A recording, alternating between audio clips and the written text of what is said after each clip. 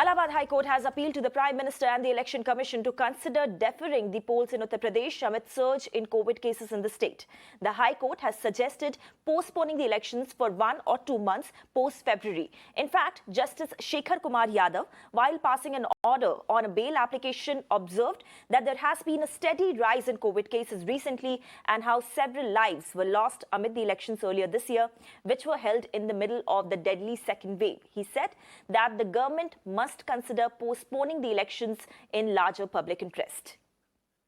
Let me go across to our Mumbai newsroom, and I'm now being joined by Tanima Biswas there. So, Tanima, we have seen in the past that courts, the High Court, the lower courts, even the Supreme Court have rebuked states, governments, even parties for holding rallies and doing all kind of election activities amid COVID threat. But this is the first time that I think that a court has made an appeal to postpone the elections directly to the Prime Minister and the Election Commission. Right. Interestingly also, Gauri, during his observations on this, he actually quoted a mantra which has been used by the Prime Minister earlier, Jaan hai to jahan hai. That was actually one of the things that the judge said while reading out some of the key observations in this appeal that he made both to the Prime Minister as well as the Election Commission. Let's take a look at exactly what the judge said. In fact, firstly, he started by saying that the media has reported that there's been a steady rise of COVID cases in the country and also particularly in the state. He went on to mention that there were 6,000 fresh COVID cases and 318 deaths which have been reported on Thursday. He again said that during the second wave, precious lives were lost during polls.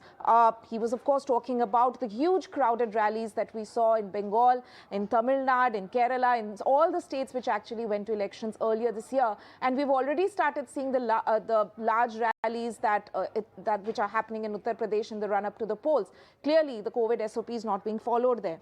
He goes on to say, use electronic media and newspapers for campaigning, and later on, the judge adds, better still if elections can be deferred 1 or 2 months post-February, and he appeals to the Prime Minister and Election Commission to defer elections. So this is, of course, a red flag being raised by the judge.